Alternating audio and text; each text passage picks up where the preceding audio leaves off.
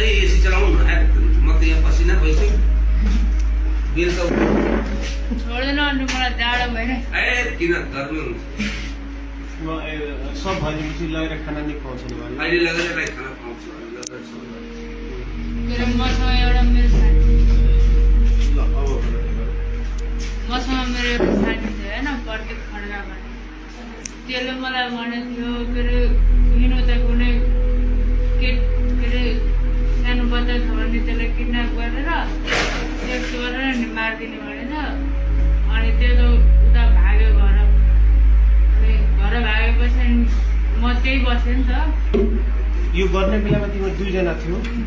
को प्रदीप खड्का के तिमीसँगै काम गर्छ कि होइन ऊ पढ्छ ऊ पढ्छ कहाँ बस्ने कता हो ऊ पनि सिमरामै हो सिमरामै बस्ने हो घरभन्दा कति टाढा बस्छ हो तिम्रो मेरो घरभन्दा 10 मिनटको बाटो 10 मिनटको बाटो छ त्यो दिनको बिहानदेखि घटना बताऊ त बाबु साँचो साँचो के भयो जसले हामी दुईजना त्यसलाई लिएर आयो होइन यता तिमीले भन्यो नि त्यो दिन बिहान म वीरगञ्ज आएँ के भयो पत्लाबाट वीरगञ्ज गएर वीरगञ्जबाट स्टाफ पुऱ्याएर अनि घर आयो नि अनि त्यसलाई पनि लिएर आयो म सिमराबाट उठायो त्यसलाई आफ्नो साथीलाई अनि यहाँ ल्याएर बस्यो अनि हामी दुईजना मन गऱ्यो सेक्स गर्न होइन अनि के अरे हामी आयो यता अनि त्यो बच्चाहरू खेलिरहेको रहेछ हामी खेल्न गएको होइन बच्चाहरू खेलिरहेको रहेछ अनि त्यहाँबाट चक्लेटको लालच दिएर कतिजना बच्चाहरू खेलिरहेको थियो 3 जना थियो 2 जना केटा थियो एउटा केटी थियो अनि केटी चाहिँ यही डर के अरे गढीमा रहेछ पहिलेबाट चिन्थ्यो त्यो नानुलाई चिन्दैन थियो जबदेखि त्यो गाडी चलाउन थाल्यो नि अनि कहिले काहीँ गाडीमा के अरे खेल्न आउँदो रहेछ त्यो खेल्न आएको समयमा म हुँदैन थिएँ त्यहाँ अनि के अरे अस्ति चाहिँ भेटाएको थियो अनि त्यसलाई नि गर्नु मन लाग्थ्यो घरमा कोही पनि थिएन त्यसको नि कोही पनि थिएन मेरो नि कोही थिएन लिएर आयो जति मन गर्यो चक्लेट किन्यो अनि त्यो त्यहाँबाट भन के भयो चक्लेट किनेपछि अनि त्यसलाई लिएर गयो होइन म एक्लै गएको अनि चक्लेट किनेर आएपछि के भयो त्यहाँ गयो बच्चाहरू खेलिरहेको थियो बच्चाहरू खेलिरहेको थियो त्यो प्रत्येक पनि त्यही थियो तिनीहरूले हेरिरहेको थियो म चक्लेट किनेर आएँ अनि चक्लेटको लालच दिएर लिएर गयो त्यसलाई अनि दुईटा भाइहरूले के गर्यो त्यो भाइहरूलाई त थोरै थर्काउनु बित्तिकै रुँदै घर पुगेछ अनि के अरे चक्लेटको लालच दिएर गएपछि अनि हामी गयो त्यो घरमा त्यो घर कसको घर थियो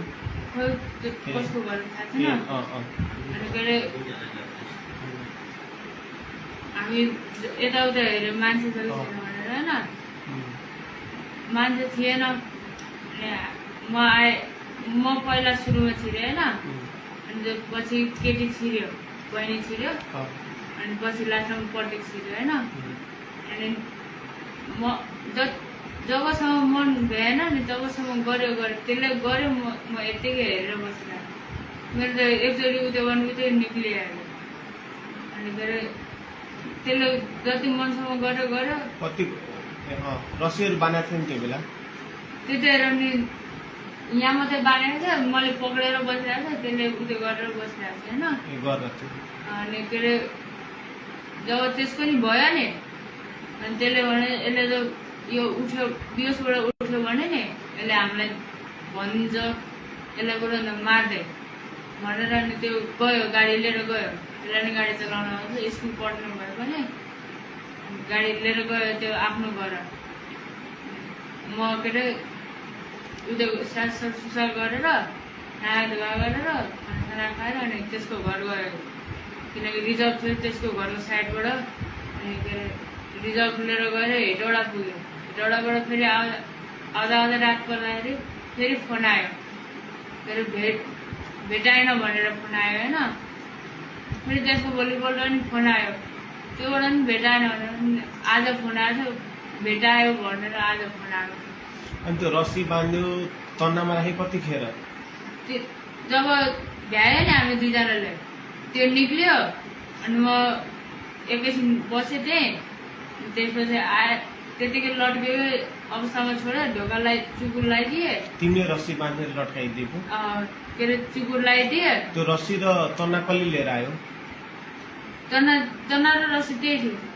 त्यही नै थियो यो पनि झुटो बोल्दैछ तिमी नढाटिकन भनेको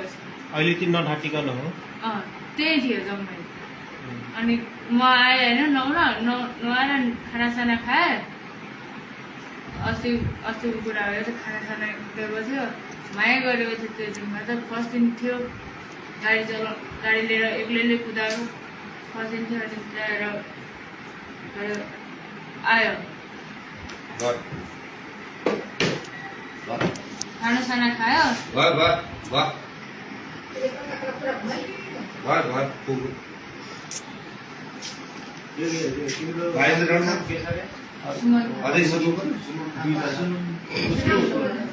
सुमन प्रदीप खड्का र तिमी सुमन लामा सुमन थापा तिम्रो नाम चाहिँ के हो सुमन अनि तिमीसँग त्यो गएर त्यो पनि सेक्स गर्ने एकजना तिम्रो साथीको हो प्रदीप खड्का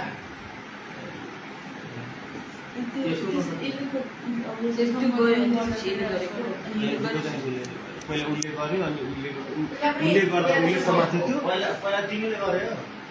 अनि पहिला त्यसले गर्यो अनि पछि मैले गर्दाखेरि चाहिँ के भयो मेरो झरिहाल्यो क्या एकैछिन अनि तिमीले गर्दा उसले गर्दा तिमीले बच्चालाई समातेको थियो अनि तिमीले गर्दा उसले समातेको थियो उसले समातेन ऊ भाग्यो गाडी लिएर भने थुनायो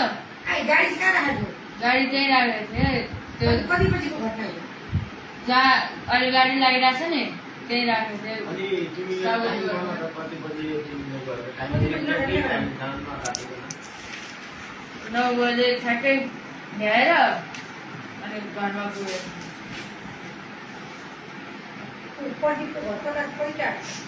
सिमरा चौकबाट जसले मेरो घर पुग्छ नि त्यो मेरो घर पुग्नुसम्म त्यसको घर आइपुग्यो सिमरामै अहिले सिमरामै छ अनि अघिबाट